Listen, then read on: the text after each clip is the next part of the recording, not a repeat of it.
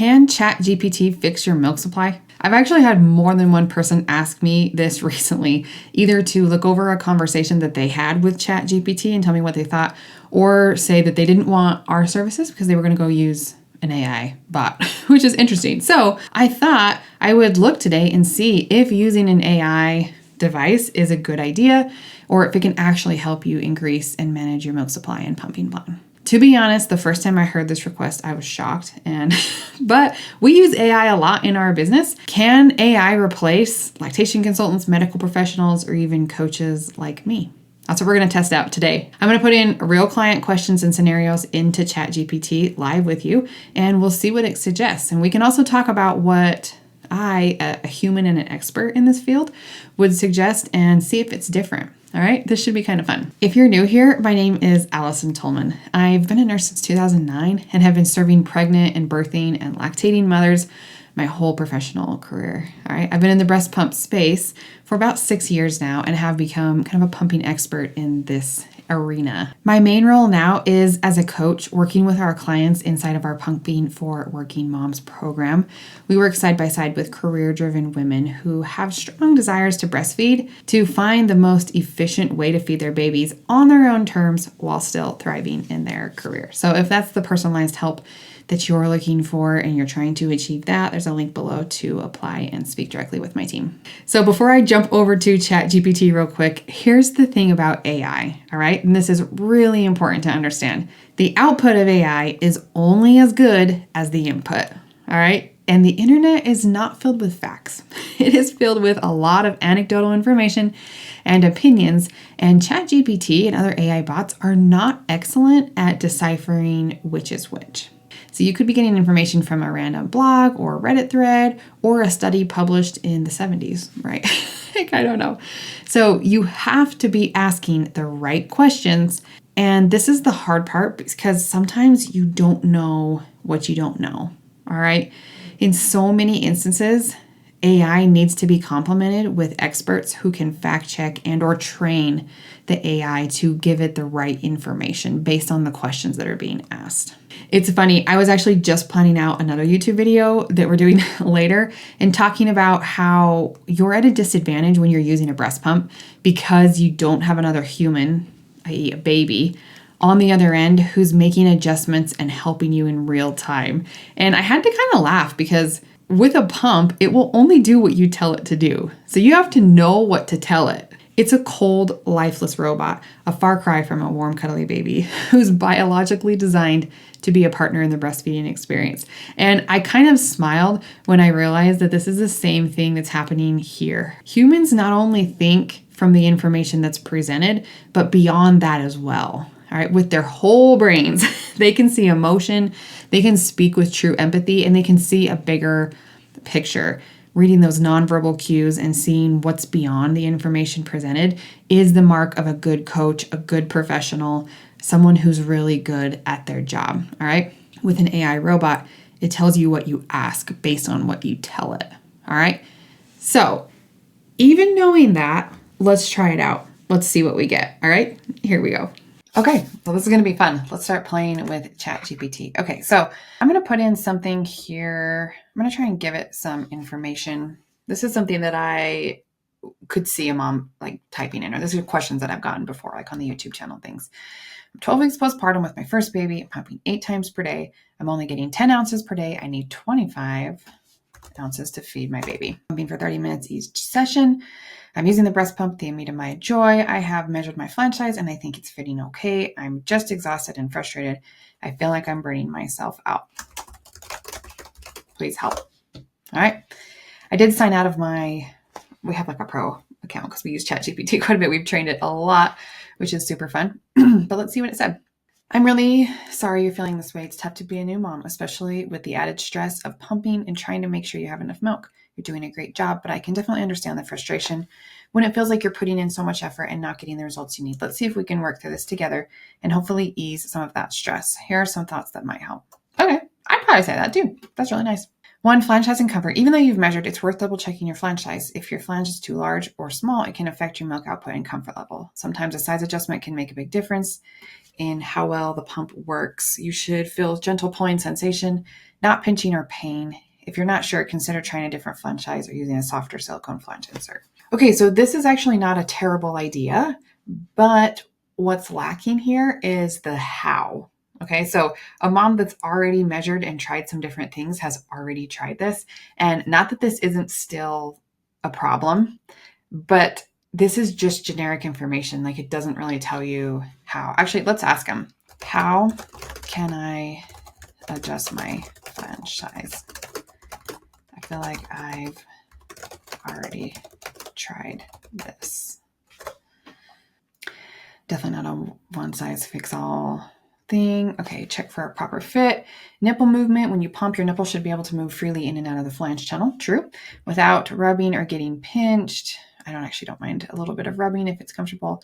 If your nipple's too close to the sides, it could indicate the flange is too small. There's a lot of extra space and your nipple is pulling off to the side. It could be too large. Comfort level, it should feel comfortable, not painful. True.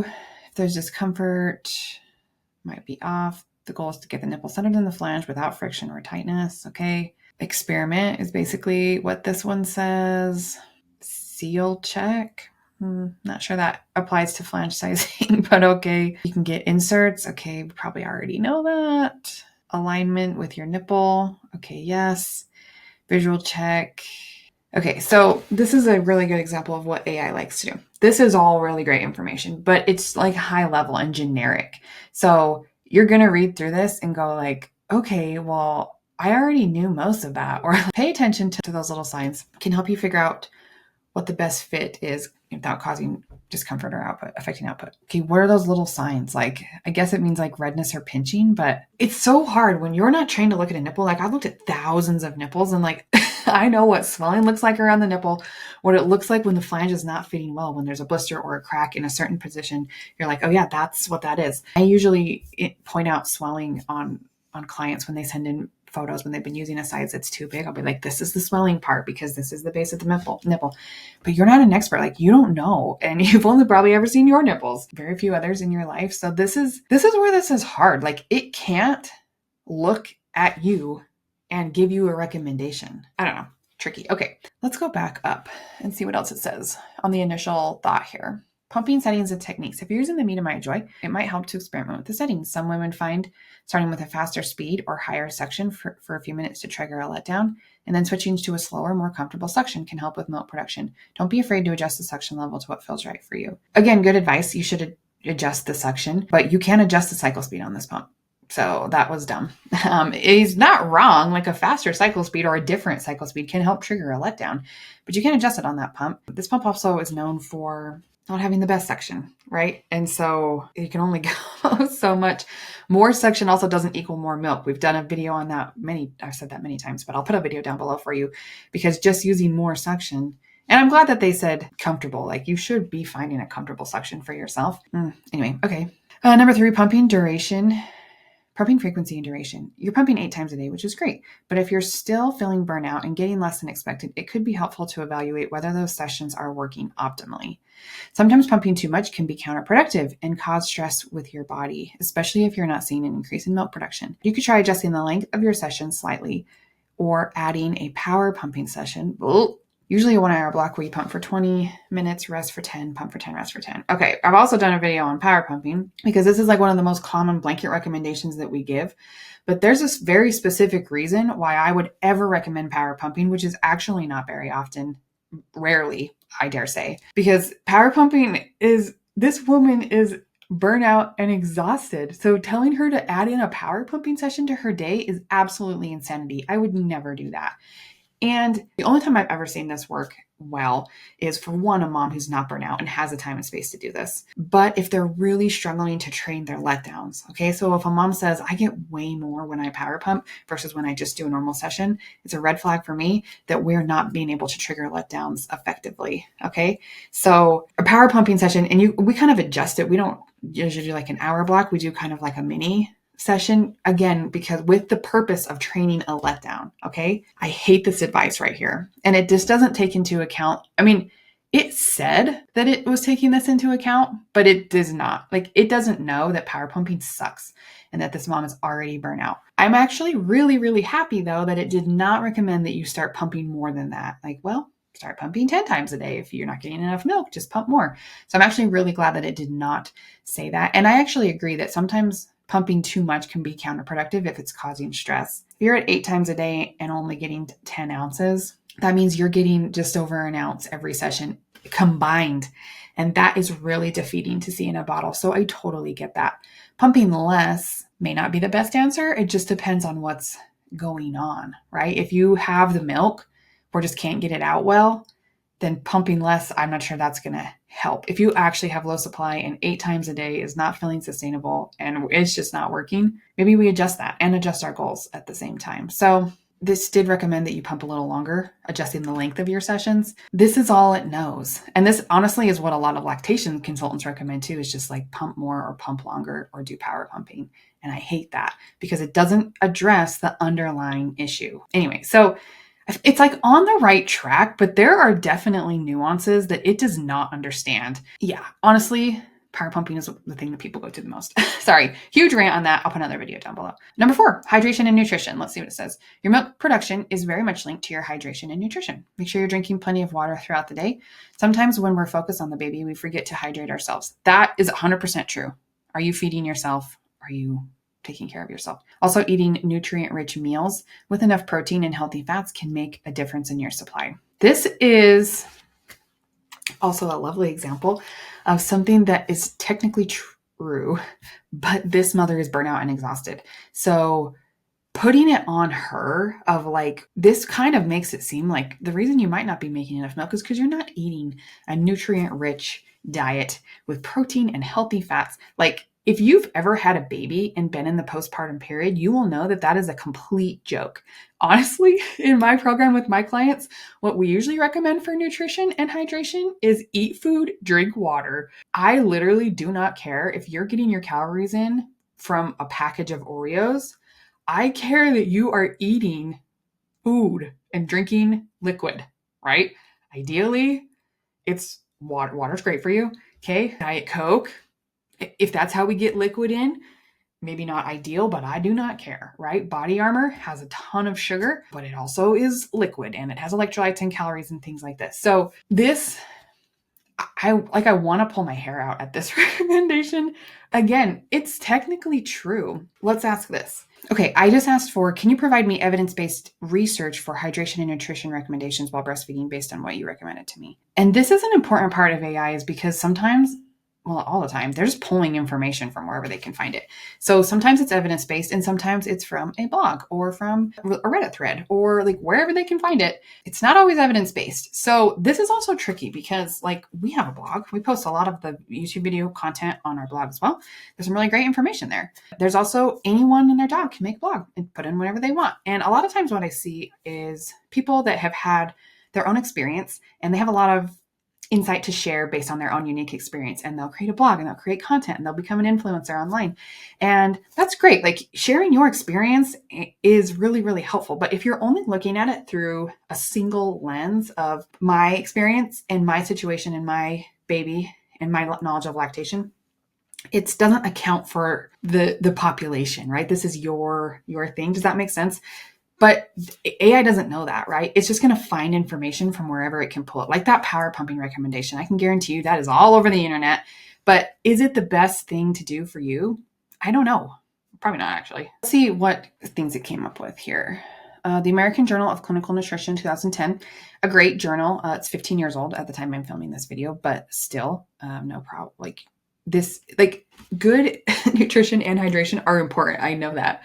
So let's just see. The study concluded that while a direct cause and effect link between water intake and milk volume is difficult to establish, being well hydrated is important to prevent dehydration, which could reduce milk supply. Bam. Okay. This is exactly. Okay. Drinking more liquid is not going to give you more milk. And I know you're thinking like, if I drink more comes out, but it's not the case. Like, and even in this study, they had a hard time finding a direct link. All right. And this is why women in third world countries, I have seen I've taken lectures from people. I haven't gone myself, although I'd love to one day. Women in third world countries who are skin and bones, breastfeeding their baby, who is also kind of skin and bones, but surviving. Like, your body will take what it needs to make milk. And I'm not going to say that nutrition and hydration helps with milk production, right? That's definitely a thing. But your body will also take what it needs. So it is really hard to find that balance between them. And this study even said that. However, the AI bot still told you to be eating high protein meals and watching your fats and drinking plenty of water. They didn't even give you a recommendation, because there's probably not a recommendation, to be honest. Journal of American Dietetic Association, 2003. So that's over 20 years old. But again, the findings, this review indicated that while nutrition does not necessarily increase milk production beyond what is typical for a mother's body, again, like, this is almost in direct opposition to the advice I gave you. Deficiencies in certain nutrients like protein, iron, calcium, and vitamins can negatively affect the volume and quality of milk produced. Okay.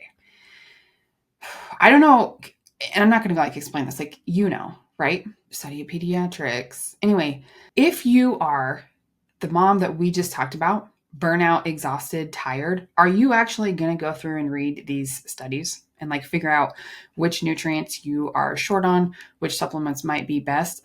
I doubt it, right? This is my job. This is what we do and we live in. You're just going to read this and going to think, crap, I'm failing in another way. Literally, you're going to walk away from this being like, I'm the reason my baby's not getting enough milk because I'm not eating well. And now you have another thing to stress about. I hate that. Anyway, that was kind of a long rant on that one. Stress management and rest. Cool. All right. Postpartum exhaustion is real. Yes. Your body is recovering, and managing stress can directly impact milk production. 1,000% yes on that one. Try to get support when you can, whether it's asking for help with household tasks or letting someone else take over baby duties a bit so you can relax. Taking breaks, even if they're short, can lower stress and give your body the energy it needs to produce more milk. I love this. 100% on board. I've said that before many times. Number 6, consider lactation support. If you haven't already, it might be worth reaching out to a lactation consultant or breastfeeding support group. They can provide more personalized advice based on your situation, and sometimes just having someone to talk to can relieve a lot of frustration. They might be able to help you optimize your pumping routine and suggest ways to boost your supply. Also, great advice, all right? Lactation consultants, however, are only trained in feeding at the breast, unless they have experience or have been additionally trained in pumping. We actually have some courses available for lactation consultants on pumping because they don't get any in their initial training. I know, because I am one. And it was all focused on feeding at the breast, which is kind of their purpose. I totally get that. So just make sure you find either a lactation consultant that specializes in pumping what you're trying to do. We actually have a coaching program designed, it's called Pumping for Working Moms, and it's designed to be a long-term support. So I know I'm an IBCLC, but I'm not a lactation consultant, right? I'm a coach.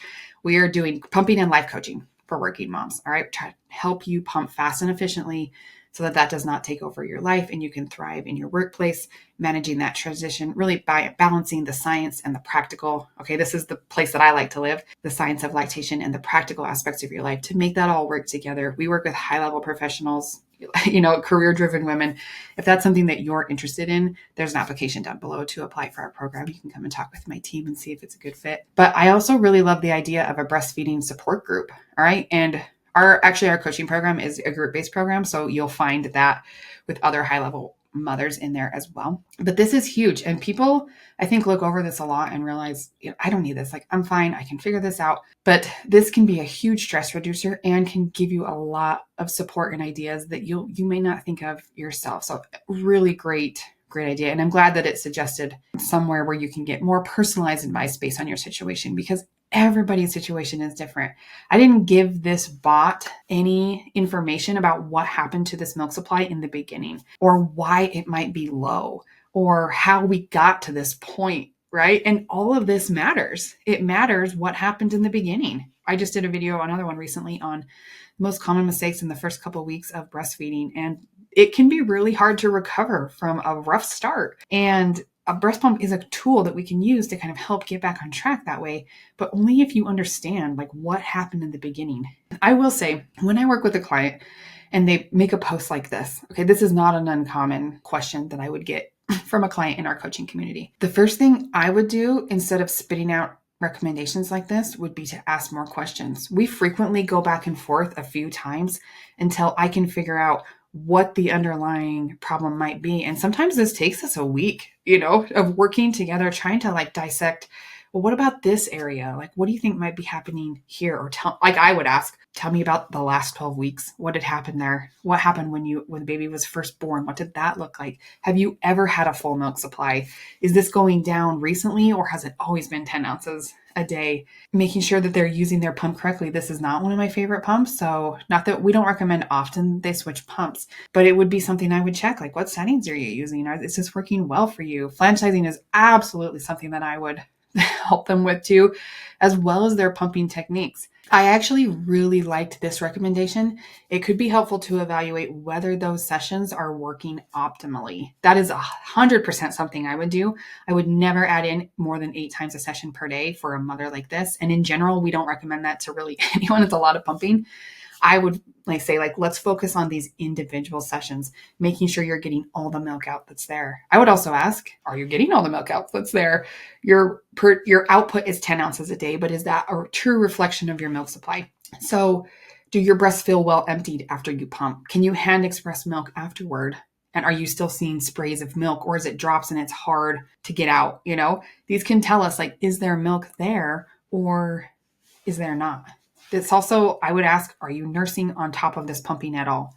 If they are nursing a few times a day as well, they might not be as short as they think, and it might be a pump problem. There's a lot of complexities here. And I know I said this in the introduction, but the output of AI is only as good as the input.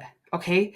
So this was quite a bit of information, but it wasn't enough information and it wasn't the right information, but you may not know that. And it's just going to tell you what it thinks it can tell you. Okay. So that's the limitation that we have here when we're using a tool like this. And you can go back and forth with it quite a bit, but again, it will only tell you what you ask it, or the generic information online. None of this was customized to this particular mother in this situation, right? And it forgot a few key features that it just can't know. And so it did an okay job. This would be a place to start. But I think if I were a new burnout, frustrated mom with a low milk supply, I would walk away from this being I've already done this, that wasn't very helpful. I found this online, or I actually feel worse. I'm not doing well at stress management. My hydration and nutrition is not right. Maybe I'm not pumping enough or long enough or correctly. My settings are wrong, and I don't I don't really know how to do that.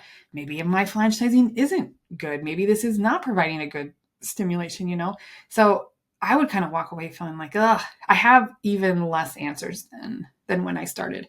And this is common when using AI, unfortunately. Okay, I actually want to try one more just really quickly and see what it is. So this is an actual post from a client in our community, Miss Charlotte. She's a wonderful client. I'm just going to copy and paste that in there. She said, I'm needing some encouragement. My son was just diagnosed with a tongue and lip tie. We're scheduled for revision in a couple weeks. I'm currently trying to rebuild my supply and get my son's weight back on track. Triple feeding was too much for me to manage, so I'm mainly pumping and giving bottles and nursing a couple times per day. I've been pumping 9 to 10 times per day, and I'm not seeing great progress in an increase in my milk supply. She emailed us some information. I'll take that out of the AI. She emailed us some information to look over so we could adjust and help her with her schedule. I'm also hoping to hear if anyone else has any success stories from a late diagnosed lip or tongue tie. I really want to get back to mostly nursing, but we need to get my son feeding well on my supply up. It feels like an uphill battle. So let's see what AI generates for us here. And she's really looking for encouragement from a community, which is what we have, a community of actual humans. But she does have some information. It's kind of looking for, I don't know. I'm hoping that they pull a few stories in here for us. So let's see what it generated. See if that would help you if this was your situation. I hear you.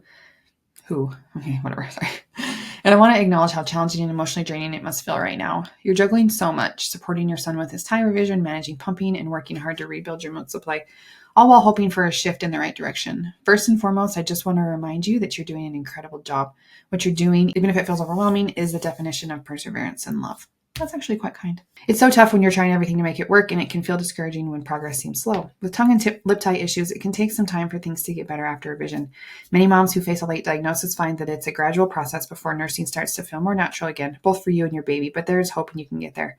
One thing that might help is to remember that it's okay to take it one step at a time. Sounds like you're doing everything you can to support your son in your milk supply, pumping multiple times a day and nursing when you can, and those efforts are meaningful. Sometimes it's about giving yourself grace through the process. It's normal to feel like an uphill battle, but every ounce you're able to feed your baby is a win, and every drop of milk you're able to produce is progress. As for success stories, plenty of moms have gone through what you're describing.